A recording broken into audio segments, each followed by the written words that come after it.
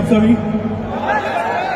सत्यन जी की तरह या डॉक्टर भाटिया जी की तरह मैं बहुत बढ़िया वक्ता तो नहीं हूं, पर कोशिश करूंगा कुछ जानकारी आपको दूं जो आगे आपके व्यवसाय में आपकी मदद करे और इस बहुत ही बढ़िया इंडस्ट्री जिसका हम सभी एक भाग हैं, इसके साथ जुड़ के अपना और अपने साथ के सभी लोगों का भविष्य बनाएं। सबसे पहले तो डॉक्टर अशोक भाटिया जी, मैं लास्ट हरिद्वार में जब मिला था तब भी मैंने कहा था, इतनी प्रेरणादायक इनकी शख्सियत है।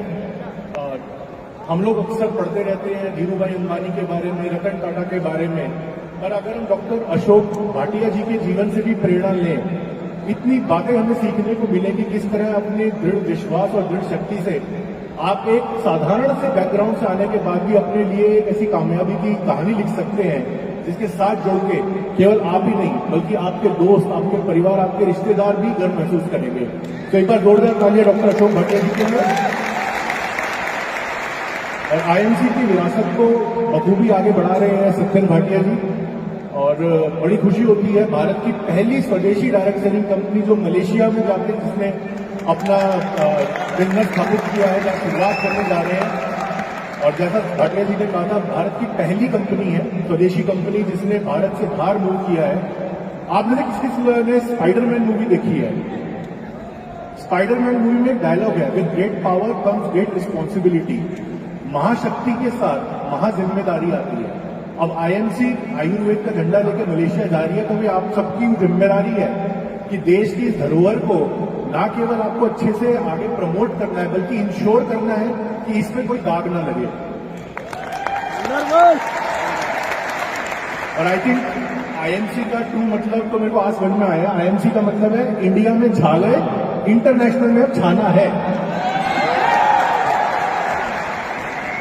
जी।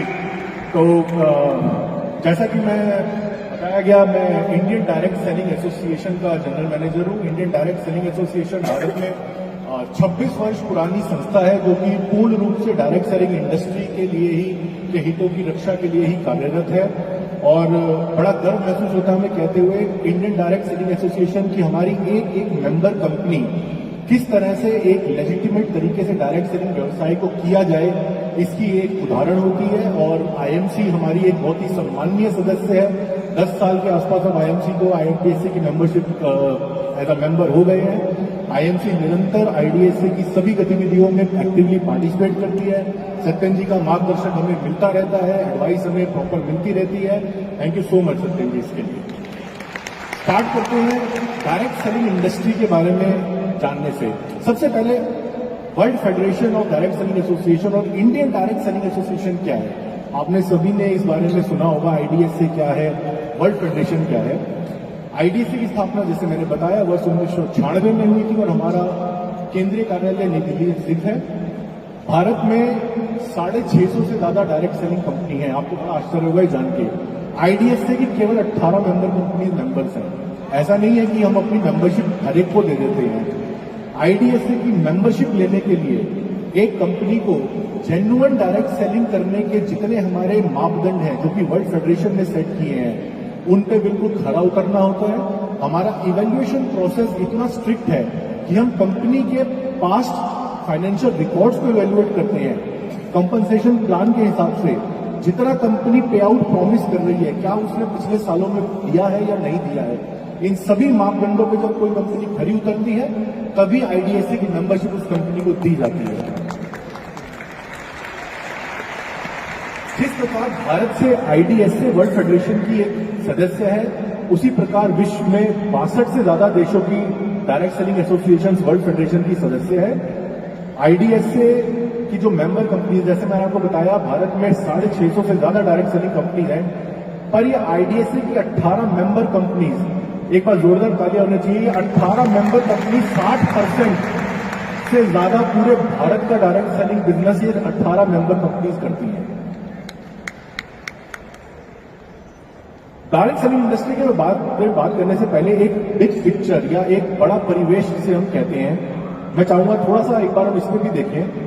भारत का जीडीपी ग्रॉस डोमेस्टिक प्रोडक्ट या जिसे हम सकल घरेलू उत्पाद भी बोलते हैं, अगर हम देखें पिछले 10 सालों का 2012 से, तो आप देखेंगे निरंतर हमारा देश जो है वो प्रगति के पथ पर है।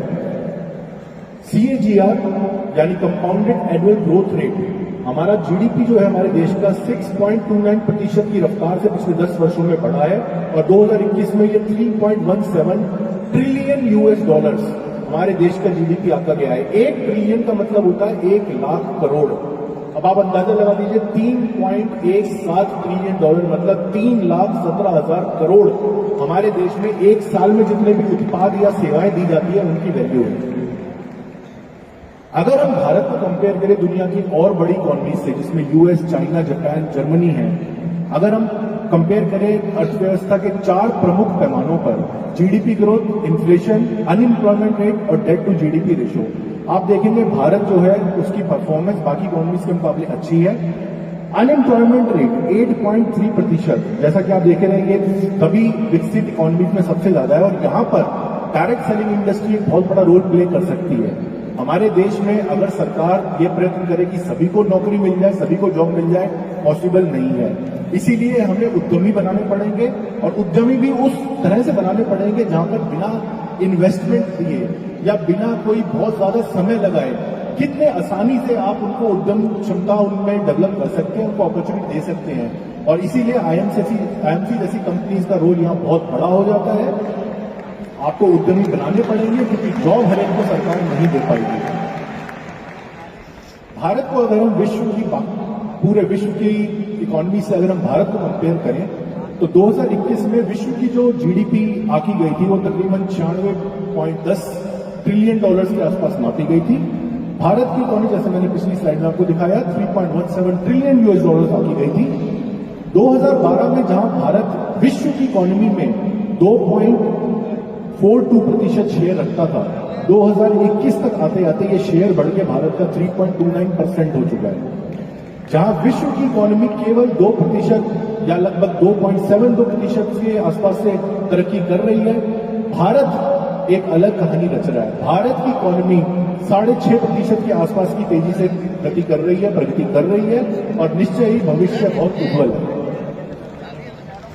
जीडीपी की बात करें अगर हम कंट्री वाइज, जैसे मैंने आपको बताया, विश्व में संयुक्त राज्य America, United states of America number 1 country आती है। 22.99 ट्रिलियन डॉलर उनकी इकोनॉमी का साइज है। कंपेयर टू भारत अगर आप देखेंगे हम इस समय 6ठी सबसे बड़ी अर्थव्यवस्था है और हमारी इकोनॉमी का जो वैल्यूएशन है तकरीबन 3.17 ट्रिलियन 3.17 ट्रिलियन यूएस डॉलर हमारी इकोनॉमी की वैल्यू है। यहां पर एक बहुत ही महत्वपूर्ण चीज है जो मैं आपसे साझा करना चाहूंगा। हम अक्सर सुनते हैं जीडीपी बेसिकली होता है एक वर्ष में एक देश में जितने भी उत्पाद बने या सेवाएं बनी उनकी कुल जमा कीमत कितनी थी। और जैसा कि आप सभी जानते हैं जीडीपी एक बड़ी रिलेटिव टर्म है। फॉर एग्जाम्पल अगर मैं भारत को अमेरिका से कंपेयर करूं, $1 में अगर अमेरिका में आपके पास सिर्फ आपको एक कोल्ड ड्रिंक का ग्लास मिलेगा, पर भारत में शायद आपको एक बर्गर भी मिल जाए $1 में और एक चॉकलेट भी मिल जाए। तो $1 की जो कीमत है वो भारत में आपको ज्यादा वैल्यू देगी कंपेयर टू $1 अमेरिका में। तो अगर इस तरह से हम एडजस्ट करें कि $1 में आपको दुनिया के अलग अलग देशों में क्या सामान मिल सकता है और उनको हम एक इक्वल लेवल पे लाके देखें तो आपको जान के आश्चर्य होगा, भारत विश्व की तीसरी सबसे बड़ी अर्थव्यवस्था है।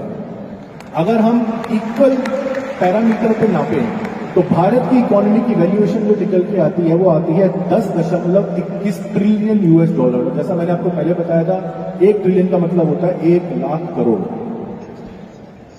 ग्लोबल जीडीपी रैंकिंग आपने हाल ही में देखा होगा, भारत ने किस तरह यूके को पायदान पीछे खिसका के विश्व में 5वीं सबसे बड़ी अर्थव्यवस्था भारत बन के उभरा है 2022 के पहले क्वार्टर में। हमारी इकोनॉमी की वैल्यूएशन जो है तकरीबन 3.5 ट्रिलियन डॉलर हो चुकी है और निश्चय ही आने वाले भविष्य में भारत के अंदर पूरा हमारे अंदर काबिलियत है कि हम विश्व की शीर्ष 3 इकोनॉमीज में अपने आप को शामिल करवाएंगे। इंटरनल ट्रेड की बात करते हैं, ये स्लाइड मैं आपको क्यों दिखाना चाहता हूं। देखिए, भारत में कोई भी उत्पाद या सेवा जब दी जाती है या बेची जाती है 3 तरीके हैं। एक है रिटेल, जिसे हम traditional mom and pop stores भी बोलते हैं, जो हमारे किराने के दुकान है, ई कॉमर्स, और तीसरा चैनल है डायरेक्ट सेलिंग। अगर हम इनको कंपेयर करें कि करंट वैल्यूएशन 2021 में क्या है, रिटेल इंडस्ट्री, भारत की रिटेल इंडस्ट्री की जो वैल्यूएशन है 690 बिलियन यूएस डॉलर्स है।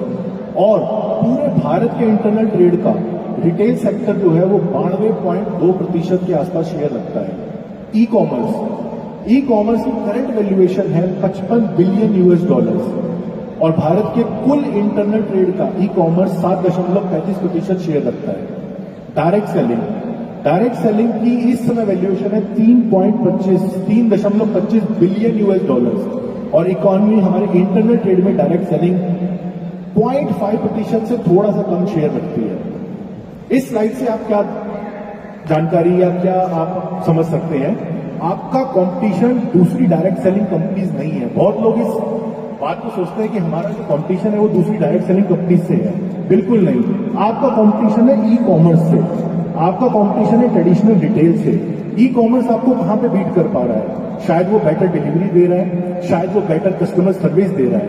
अगर आपको कामयाब होना है, अगर डायरेक्ट सेलिंग इंडस्ट्री को कामयाब होना है, हमें ई कॉमर्स को हेड ऑन करना है, हमें ई कॉमर्स से चैलेंज लेना है।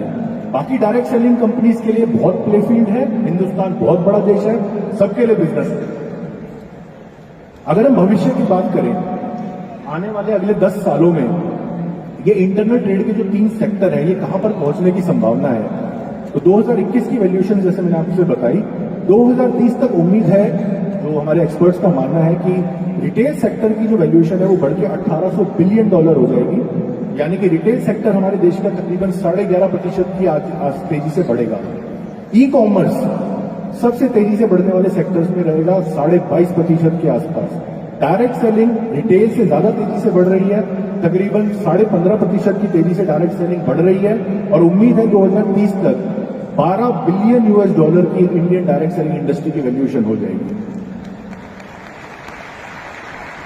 Direct selling as a concept और एज अ मीनिंग आप सभी इस व्यवसाय में हैं, खास बताने की इसमें जरूरत नहीं है, पर अपने प्रोस्पेक्टिव्स को, कंज्यूमर्स को समझाने के पॉइंट ऑफ व्यू से ये एक ट्रेडिशनल सप्लाई चेन जिसे हम बोलते हैं, मैन्युफैक्चरर से प्रोडक्ट चलता है, डिस्ट्रीब्यूटर, होलसेलर, रिटेलर तक होते होते कंज्यूमर तक पहुंचता है और हर स्टेज पे प्रोडक्ट की जो कीमत होती है उसमें एक मार्कअप जुड़ता जाता है। इस प्रकार से मैन्युफैक्चरर से चला हुआ प्रोडक्ट कंज्यूमर तक पहुंचते पहुंचते शायद 50 या 55% उसकी कीमत बढ़ जाती है। डायरेक्ट सेलिंग और ट्रेडिशनल रिटेल बिल्कुल अलग नहीं है। हम सिर्फ बीच की जो ये इंटरमीडियरीज हैं, जो 2 या 3 बिचौलिए या जिन्हें हम कहते हैं इंटरमीडियरीज, हम उनको हटा के रिप्लेस करते हैं अपने डायरेक्ट सेलर से। तो जो कमीशन केवल 2, 3, 4 या 10 एंटिटीज ले रही थी, वो कमीशन हम लोग डिस्ट्रीब्यूट करते हैं हमारे करोड़ों डायरेक्ट सेलर्स से और इसलिए डायरेक्ट सेलर्स इस व्यवसाय से जुड़ के अपनी एक आजीविका का साधन भी बना पाते हैं। एक छोटा सा डेटा, भारत में डायरेक्ट सेलिंग या विश्व में डायरेक्ट सेलिंग की उत्पत्ति कैसे हुई थी। सो प्राइमरली जैसा आप जानते हैं, इंडस्ट्री की स्थापना या इंडस्ट्री की शुरुआत यूनाइटेड स्टेट्स ऑफ अमेरिका में हुई थी वर्ष 1886 में।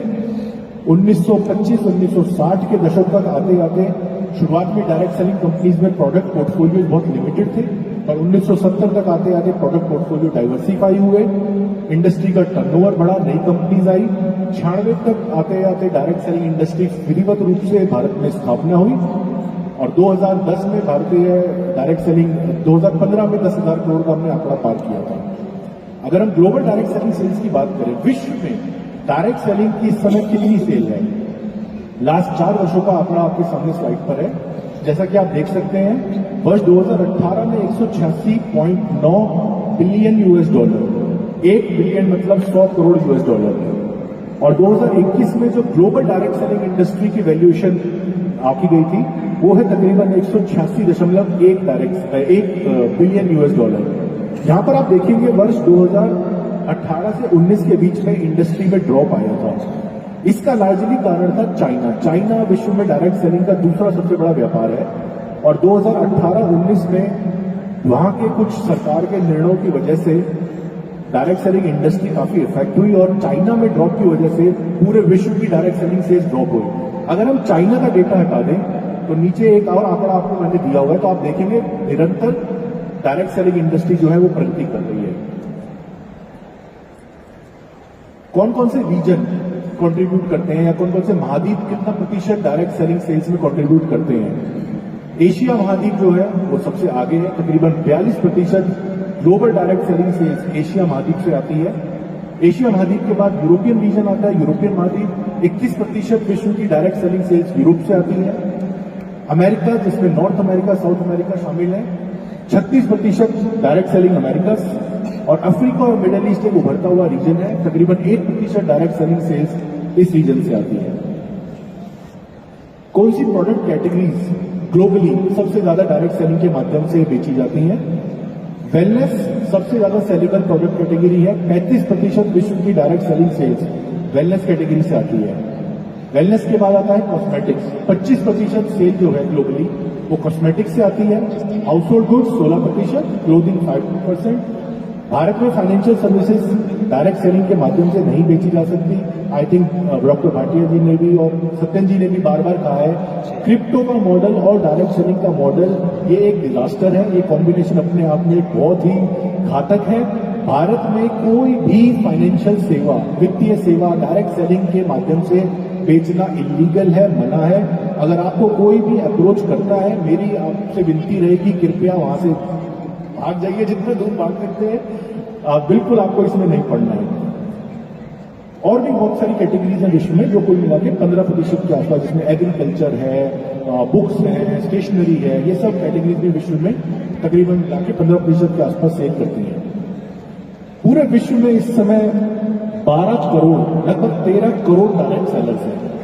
डायरेक्ट सेलिंग एक लौटी ऐसी इंडस्ट्री है, मेरे ओपिनियन में, अगर कभी एक जेन्युइन सर्वे किया जाए, यूजुअली हम पूछते हैं भाई किस इंडस्ट्री में महिलाएं सबसे ज्यादा कार्यरत है, पहला दिमाग में आता है टीचिंग, एजुकेशन, सबसे ज्यादा महिलाएं टीचिंग में होगी, पर नहीं।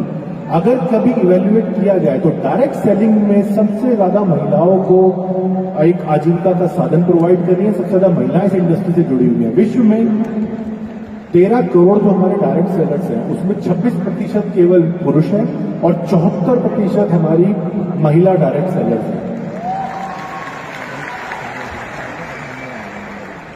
अगर हम ग्लोबली देखें किस एज ग्रुप के लोग डायरेक्ट सेलिंग ज्वाइन करते हैं, तो जैसा कि आप देख सकते हैं चार्ट में, direct selling as a profession, आजीविका का साधन, लगभग हर एज ग्रुप के लोगों को अपनी ओर आकर्षित करता है। 26% लोग आते हैं एज ग्रुप 35 से 44 के, 25% आते हैं 45 से 54 के, 19% 25 से 34, 7% 18 से 24, और जैसा डॉक्टर भाटिया ने कहा था 55 प्लस जो 24 के हैं वो आते हैं 23%। डायरेक्ट सेलर्स हमारे इस एज ग्रुप से आते हैं। भारतीय डायरेक्ट सेलिंग इंडस्ट्री ने वर्ष 2020-21 में किस तरह की परफॉर्मेंस दी, आइए इस पे कुछ प्रकाश डालते हैं। आपके सामने 4 साल का डेटा मैं प्रस्तुत कर रहा हूं, वर्ष 2017-18 से लेकर वर्ष 2020-21 तक। जैसा कि आप देख सकते हैं, इन 4 वर्षों में भारतीय डायरेक्ट सेलिंग उद्योग 11,670 करोड़ से बढ़ के आज 18,000 करोड़ के आंकड़े को छू गया है। और इन 4 वर्षों में डायरेक्ट सेलिंग इंडस्ट्री ने 15.7% की चक्रवृद्धि वृद्धि दर, जिसे हम बोलते हैं कंपाउंडेड एनुअल ग्रोथ रेट से हमने ग्रो किया है।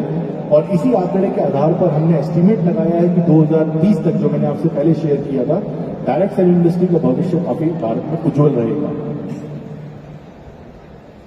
भारत में कौन कौन सी प्रोडक्ट कैटेगरीज हैं जो डायरेक्ट सेलिंग के माध्यम से सबसे ज्यादा सेल होती हैं? वेलनेस 58% सेल जो है भारत में वेलनेस कैटेगरी के प्रोडक्ट से आती है। Cosmetics 22%, house hold goods 8%, food and beverage उभरता हुआ सेक्टर 4%, होम केयर 3% और अदर कैटेगरीज जिसमें एग्रीकल्चर और बाकी छोटी छोटी कैटेगरीज हैं, कुल मिला के 5%। तो आप देख सकते हैं वेलनेस और कॉस्मेटिक्स, इन 2 कैटेगरीज को अगर हम जोड़ दें तो तकरीबन 80% पूरे भारत की जो डायरेक्ट सेलिंग सेल्स है वो केवल इन 2 कैटेगरी से आती है। विश्व में भारत कहां स्थान रखता है डायरेक्ट सेलिंग इंडस्ट्री अगर हम बात करें तो?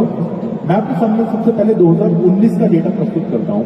आप देखेंगे 2019 में भारत की जो डायरेक्ट सेलिंग उद्योग था वो 15वें स्थान पर थी और हमारी जो वैल्यूएशन थी वो 2.48 या 2.48 बिलियन US की थी। 2020 में आप देख सकते हैं चार्ट में काफी चेंजेस हुए।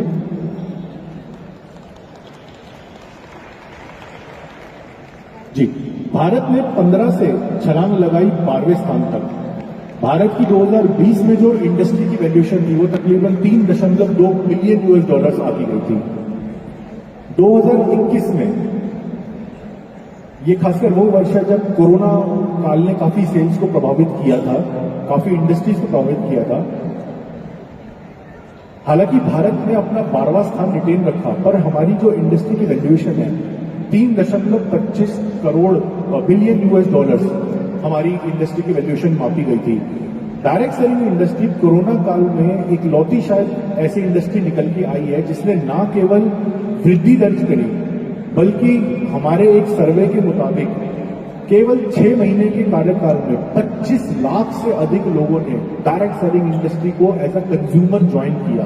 तो अगर आप भली बात समझ सकते हैं, अगर केवल आधे भी लोग उसमें से इस इंडस्ट्री को सीरियसली परस्यू करें as an entrepreneur full time career option, 12.5 lakh से ज्यादा डायरेक्ट सेलर्स केवल 4 या 6 महीने के कार्यकाल में इन्होंने इस इंडस्ट्री को ज्वाइन किया। कौन कौन से रीजन भारत में कितना प्रतिशत कंट्रीब्यूट करते हैं, आइए एक नजर डालते हैं। नॉर्थ इंडिया तकरीबन 29% का योगदान देता है भारत की डायरेक्ट सेलिंग सेल्स में। ईस्ट इंडिया पूर्वी भारत जो है वो तकरीबन 26%, वेस्टर्न इंडिया पश्चिम भारत 23%, साउथ इंडिया दक्षिण भारत 14% और नॉर्थ ईस्ट इंडिया 8%। ये बहुत इंटरेस्टिंग स्लाइड है। भारत की टॉप 5 डायरेक्ट सेलिंग स्टेट्स कौन सी हैं? नंबर 5 पे आती है उड़ीसा। उड़ीसा भारत में 6% हिस्सेदारी रखती है डायरेक्ट सेलिंग सेल्स में। नंबर 4 पे है बिहार। बिहार रखता है 7% हिस्सेदारी। उसके बाद आता है उत्तर प्रदेश। उत्तर प्रदेश रखता है 10% हिस्सेदारी। पश्चिम बंगाल रखता है 11% हिस्सेदारी। और नंबर 1 पे है महाराष्ट्र। महाराष्ट्र रखता है 12% हिस्सेदारी।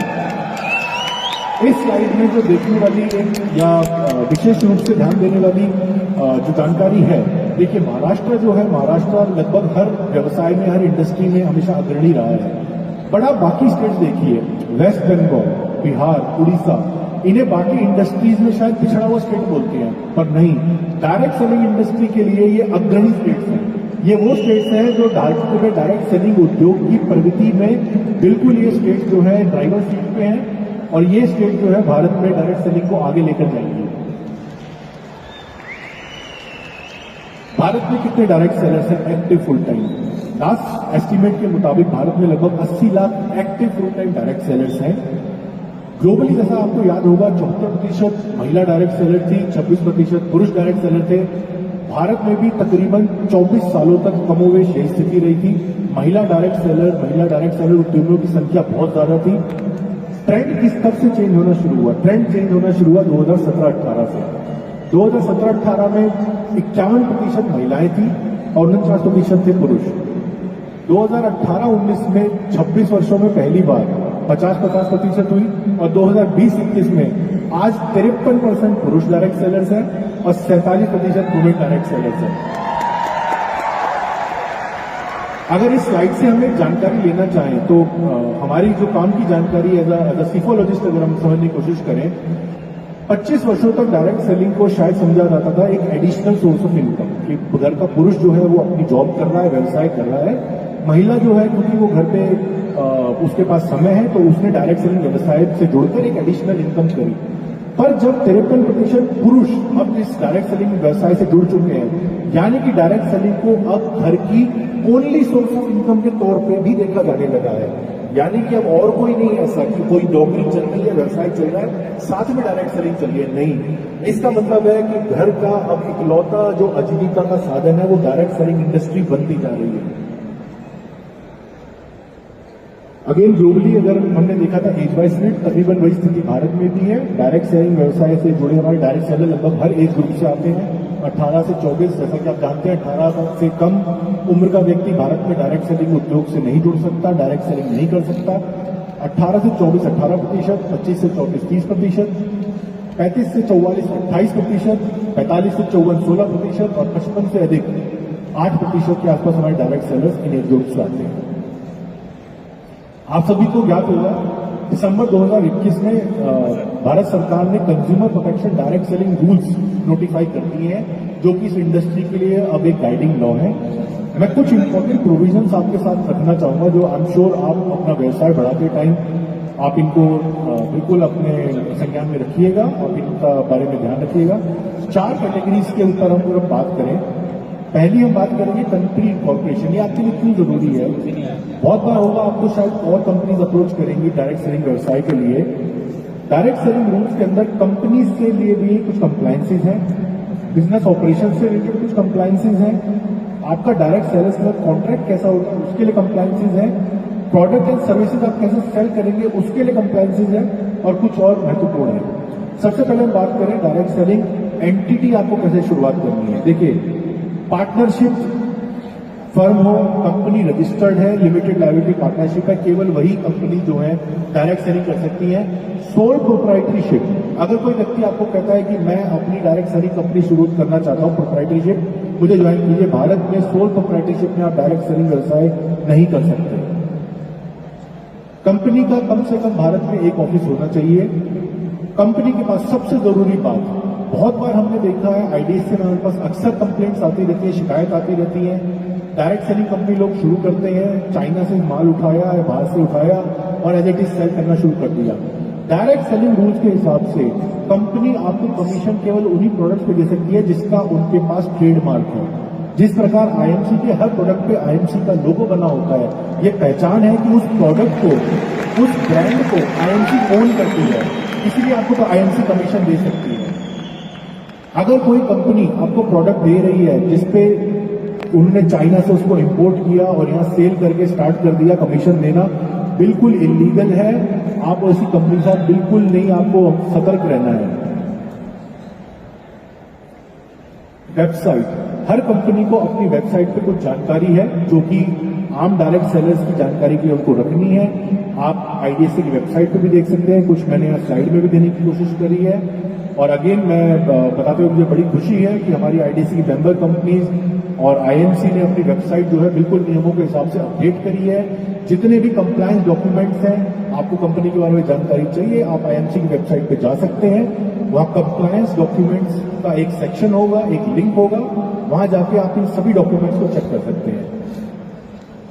अंडरटेकिंग, प्रत्येक डायरेक्ट सेलिंग कंपनी को अपने वेबसाइट पे एक डिक्लेरेशन डालनी है as per the provision of rule 51C कि हम डायरेक्ट सेलिंग रूल्स के बिल्कुल कंप्लायंस में है, हम उन सभी नियमों का पालन करते हैं, हम पिरामिड या पॉन्जी या मनी सर्विस स्कीम में बिल्कुल इन्वॉल्व नहीं है। मैंडेटरी अपॉइंटमेंट्स, हर डायरेक्ट सेलिंग कंपनी को रूल्स के हिसाब से एक ग्रीवियंस रिड्रेसल ऑफिसर नियुक्त करना है और एक नोडल ऑफिसर नियुक्त करना है। और अगेन इसकी जानकारी आपको वेबसाइट पे देनी है। आप जानना चाहेंगे, आई थिंक आईएमसी के नोडल ऑफिसर विनोद जी हैं शायद, उनकी जानकारी और कॉन्टैक्ट जो वेबसाइट पे अपलोड है। ग्रीवियंस रिड्रेसल ऑफिसर की जानकारी वेबसाइट पे अपलोड है।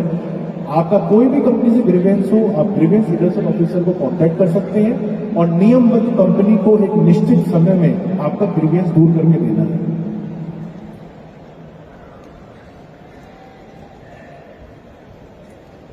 Contract with direct sellers, her direct seller को कंपनी के साथ मैंडेटरी रूप से एक कॉन्ट्रैक्ट साइन करना है जिसकी कुछ शर्तें हैं। कूलिंग ऑफ पीरियड उस कॉन्ट्रैक्ट में होना चाहिए, वेरिफिकेशन ऑफ आइडेंटिटी होनी चाहिए, terms of contract should be fair. बहुत बार हमारे पास शिकायत आती है, हमारी मेंबर कंपनी वो नहीं होती, इसलिए हम उनके खिलाफ कोई कार्रवाई नहीं कर पाते कि कॉन्ट्रैक्ट की जो कंडीशन है वो बिल्कुल जो है एक तरफा या वन साइडेड बना दी गई है कंपनी के फेवर में। डायरेक्ट सेलिंग रूल्स के हिसाब से कॉन्ट्रैक्ट की जो कंडीशन है वो इक्वल होनी चाहिए, फेयर होनी चाहिए to direct sellers. Selling of products, कुछ डूज एंड डोंट्स की अगर हम बात करें, सबसे पहले जो डायरेक्ट सेलिंग रूल्स कहता है, आप जब भी किसी कंज्यूमर के पास जाएं, प्रोस्पेक्टिव के पास जाएं, आपको ट्रुथफुली और क्लियरली अपने आप को आइडेंटिफाई करना है, आप किस कंपनी से हैं और किस लिए आप उस कंज्यूमर के पास मिलने जा रहे हैं, ये आपको उनको बिल्कुल क्लियरली बताना है। आप बिना किसी कंज्यूमर की परमिशन या उसकी पूर्व आज्ञा लिए उसको आप नहीं परेशान कर सकते, उसके घर पे आप नहीं जा सकते।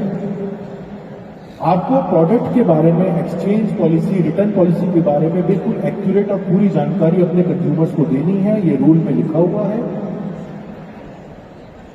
कंपनी के प्रकाशित उससे अतिरिक्त कोई भी सामग्री आप बिना कंपनी से अप्रूवल लिए अपनी तरफ से आप किसी डायरेक्ट कंज्यूमर को या अपने किसी प्रोस्पेक्टिव को आप नहीं दे सकते।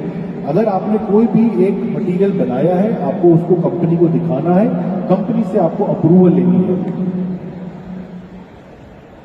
डायरेक्ट सेलर का कर्तव्य है कि वो सुनिश्चित करे जो प्रोडक्ट उसने कंज्यूमर को बताया है सेम वही प्रोडक्ट कंज्यूमर को डिलीवर हो, और डायरेक्ट सेलर को अपनी सेल में बिल्कुल ये कोई ऐसा क्लेम नहीं करना है जो कि कंपनी जिस क्लेम को ना वैलिडेट करती हो। हर डायरेक्ट सेलर का कर्तव्य है कि वो सेंसिटिव पर्सनल इंफॉर्मेशन होती है आपके कंज्यूमर का मोबाइल, आपके कंज्यूमर का एड्रेस, उसका ईमेल एड्रेस, इसकी जिम्मेदारी ये लीक ना हो या इसका दुरुपयोग ना हो, ये सुनिश्चित करना डायरेक्ट सेलर की जिम्मेदारी है। और आप अपने कंज्यूमर को कोई पर्टिकुलर इक्विपमेंट या लिटरेचर परचेज करने के लिए बातें नहीं कर सकते। अगर हम कुछ और कंप्लायंसेस की बात करें, सबसे पहले आपको मिस सेलिंग में इन्वॉल्व नहीं होना है। मेरा सभी से आग्रह है, कृपया आप कंज्यूमर प्रोटेक्शन एक्ट 2019 को पढ़िए, उसमें मिस सेलिंग किन किन सिचुएशंस में मानी जाएगी पूरी डिटेल दी हुई है। पिरामिड स्कीम और पॉन्जी स्कीम आप सभी जानते हैं, ये भारत में बैन है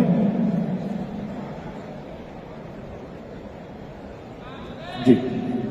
सो thank you so much, and पूरी उम्मीद है मुझे कुछ जानकारी मैं आपसे साझा कर पाया हूँ जो आपको आगे आपका व्यवसाय बढ़ाने में मदद करेगी। और एक बार फिर से डॉक्टर अशोक भाटिया, सत्यन भाटिया जी और आईएमसी से जुड़े सभी लोगों को मेरा हार्दिक धन्यवाद। और मैं आशा करता हूँ आईएमसी जो भारत के बाहर अब आयुर्वेद का झंडा लेकर जा रही है, आसियान रीजन तो क्या, जैसे सत्यन जी ने बताया, कंबोडिया, वियतनाम, इंडोनेशिया रडार में है। मैं चाहूंगा आईएमसी आसियान रीजन के बाहर जाए, एशिया, अफ्रीका, यूरोप तक हमारे भारत की जो संस्कृति है, हमारा जो आयुर्वेद का ज्ञान है, उसको और तेजी से प्रचार प्रसार हुआ है। धन्यवाद।